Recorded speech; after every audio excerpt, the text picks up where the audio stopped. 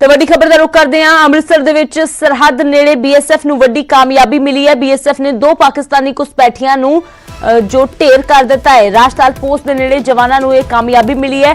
भारत की सरहद दे विच दाखिल होना चाहते सी ये घुसपैठिए, इन्हां नूं ढेर कर दिता गया है ते इन्हां दे कोलों हथियार भी बरामद होए ने। दस दईए कि ठंड का मौसम जदों हुंदा है, खास तौर पर धुंध का फायदा चुकदिआं घुसपैठिए भारत वाले पासे घुसपैठ करने की कोशिश करते हैं।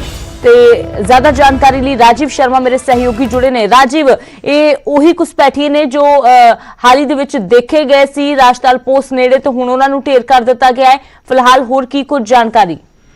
जी हाँ, देखो रात वेले जदों जिहड़ी बीएसएफ की टुकड़ी जिहड़ी कि राजातल बीओपी के अधीन आउंदा जिहड़ा इलाका जिथे कंडियाली तार है उसके नेड़े पेट्रोलिंग हर रोज की तरह कर रही सी और हलचल जिहड़ी है वो पाकिस्तान वाले पासों जिहड़ी दिखाई दी, क्योंकि बहुत ज्यादा धुंध होने करके बहुत जिहड़ा कोहरा अमृतसर दे विच पै रहा। जिस तरह तुसीं पहलां जिक्र भी किया कि अमृतसर दे विच बहुत ज्यादा ठंड पै रही है, तो अक्सर जदों ठंड के मौसम के बहुत ज्यादा धुंध होंदी है तो उसका नजायज फायदा उठाने की कोशिश जी पाकिस्तान वाले पासों जिहड़े भावें नशा तस्कर ने या घुसपैठिए ने तो उन्होंने वालों कोशिश की जाती रही है। पर जिहड़ा इंटरनेशनल बॉर्डर है जिसनों असीं जीरो लाइन कहने उस तो अगे ये लोग आ चुके सन। 2 घुसपैठिए दसे जा रहे हैं और ये दोवें घुसपैठिए जिहड़े ने कंडियाली तार वाले पासे नूं वध रहे सी तां बीएसएफ वालों इन्हां नूं ललकारिया गया और जदों इन्हां वालों जो है इस वाले पासे आउण तो जिहड़ा वापस अपने मुल्क वाले पासे नहीं गए तो उस तो बाद ये दस्सिया जा रहा है कि फायरिंग जिहड़ी है बीएसएफ वालों की गई और इन्हां दे कोल हथियार भी सन। तां इन्हां वालों भी ये दस्सिया जा रहा है कि बीएसएफ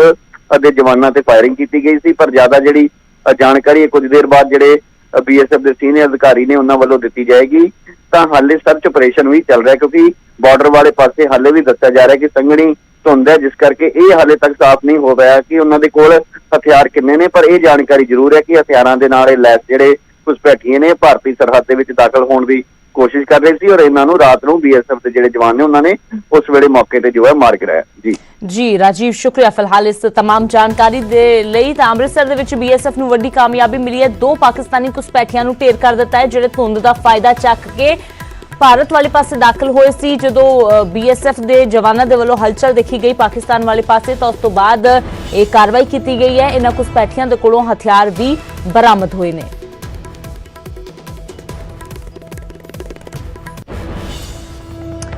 तो उधर गल करते हैं संत बाबा राम सिंह दी जिन्हां दे वल्लों खुदकुशी कर ली गई है। किसान अंदोलन दे विच खुदकुशी की गई है। संत बाबा राम सिंह दे वल्लों जिन्हां ने अपने पिछे सुसाइड नोट भी छड्डिया तो उस दे विच लिखिया है कि किसानां प्रति सरकार दे रवैये तो निराश हाँ, किसानां दा दुख नहीं देख हुंदा, इसलिए सिंघू बॉर्डर ते इन्हां ने अपने आप नूं गोली मार लई।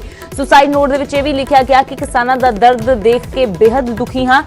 फिलहाल करनाल दे विच अंतिम दर्शनां दे लई संत बाबा राम सिंह दी मृतक देह रखी गई है ते कल उन्हां दा अंतिम संस्कार किया जाएगा। हालांकि इस घटना दे नाल हर कोई परेशान है। किसान जथेबंदियां भी काफी ज्यादा चिंतित ने क्योंकि अंदोलन जो है हुण होर पासे जान लग गया है। इस तो पहला ही जो ने कई किसानां दीयां जानां चलियां गईयां ने, चाहे वो ठंड करके होण, चाहे वो किसी का दिल का दौरा पैण करके होण या सड़की हादसियां दे विच। पर हुण जो कदम चुकिया गया है संत बाबा राम सिंह जी दे वल्लों किसानां दे लई उसने हर किसी नूं परेशान जरूर किया है ते नाल ही नाल सरकार ते भी हुण सवाल खड़े होने शुरू हो गए ने।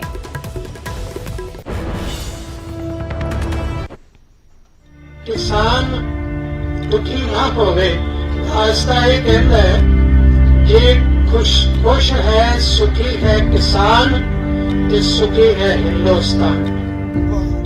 इन्हें सिंगड़े वाले बाबा राम सिंह जो कई दिनों तो ਸਿੰਘੂ बॉर्डर ते किसानां दे धरने दे विच शामिल हो रहे सन। ये बुधवार सवेर दीयां तस्वीरां ने, पर सूरज ढलण दे नाल ही मिली उन्हां दी मौत दी खबर ने पूरे अंदोलन दे विच मातम दा माहौल भर दिता। बाबा राम सिंह ने खुद नूं गोली मार ली ते खुदकुशी कर ली गई। उन्हां दी लाश कोलों एक सुसाइड नोट भी बरामद होया जिस दे विच लिखिया गया है कि किसानां दा दुख वेखिया अपने हक लैण दे लई सड़कां ते रुड़ रहे ने, बहुत दिल दुखिया, सरकार न्याय नहीं दे रही, जुल्म करना पाप है, जुल्म सहना भी पाप है। किसी ने किसानां दे हक विच ते जुल्म दे खिलाफ कुछ किया, कईयां ने सन्मान वापस किए, पुरस्कार वापस करके रोह जताया। दास किसानां दे हक विच सरकारी जुल्म दे रोस विच खुदकुशी करता है। इस जुल्म दे खिलाफ आवाज़ है ते किरती किसान दे हक दे विच आवाज़ है। वाहिगुरू जी का खालसा, वाहिगुरू जी की फतेह।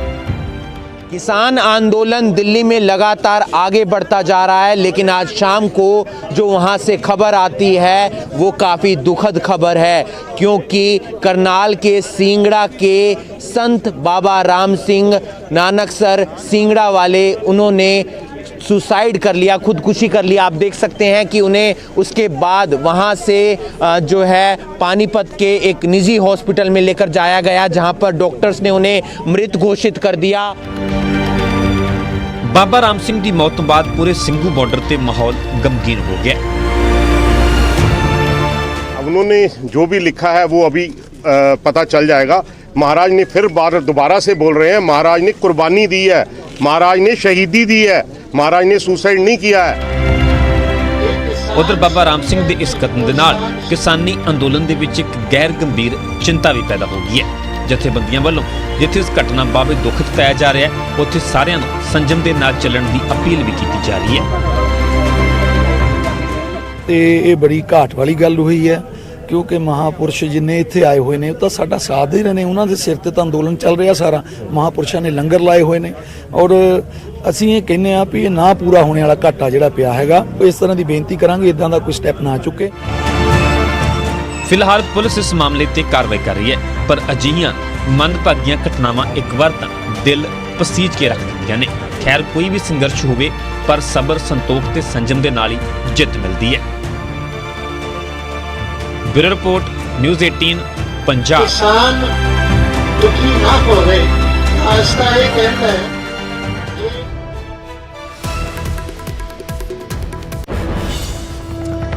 ਤਾਂ ਸੰਤ ਬਾਬਾ ਰਾਮ ਸਿੰਘ ਜੀ ਦੇ ਆਖਰੀ ਬੋਲ ਕਿ ਕਿਸਾਨ ਸੁਖੀ ਤਾਂ ਜਹਾਨ ਸੁਖੀ ਹੈ।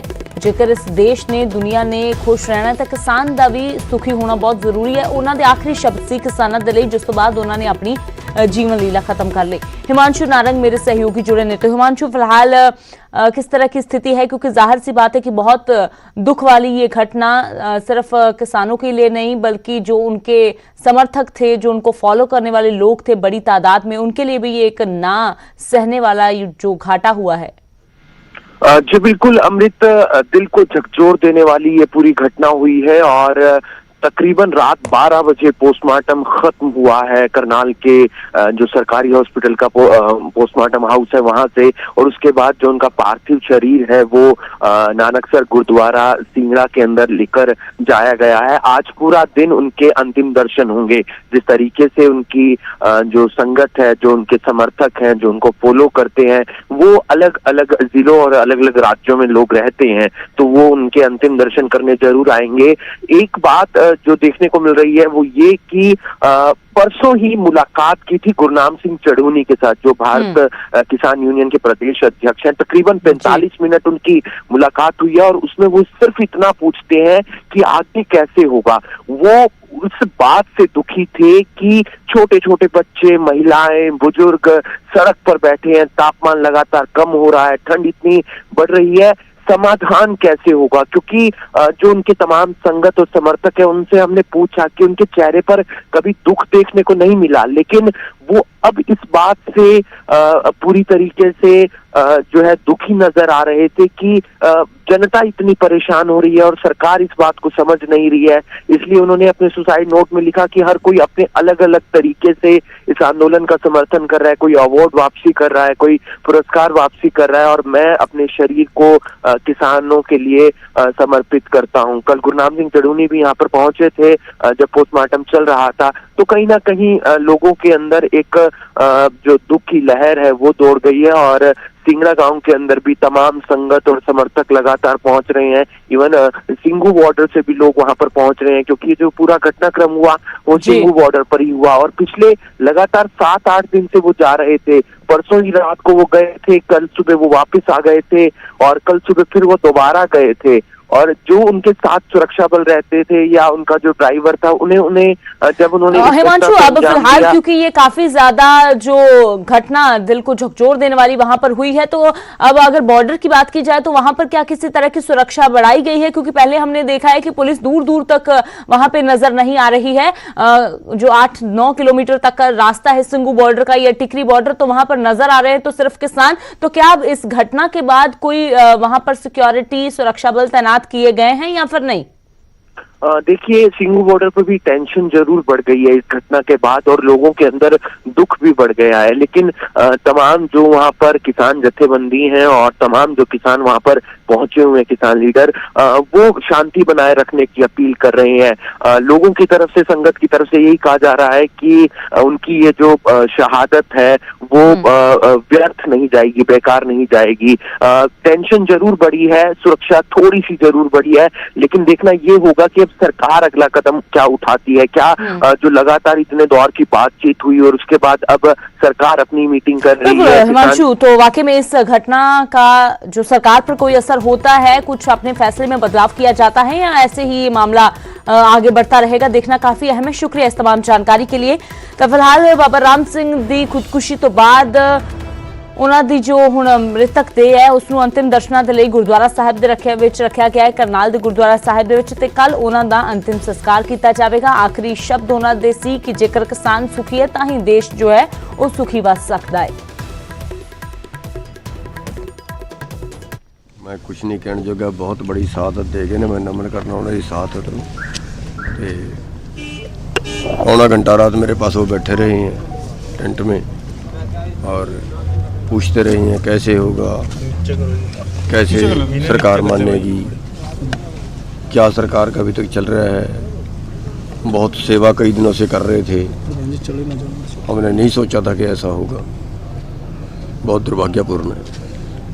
संत आत्मा थी और किसी का दुख, कोई संत आत्मा देखे तो उसको दुख होता है, और बस वो इसी सोच में थे कि कैसे किसान ठंड में पड़े हैं, बच्चे वहाँ पड़े हैं, औरतें वहाँ पड़ी हैं, बुज़ुर्ग वहाँ पड़े हैं, तो उनसे वो दुख बर्दाश्त नहीं हुआ।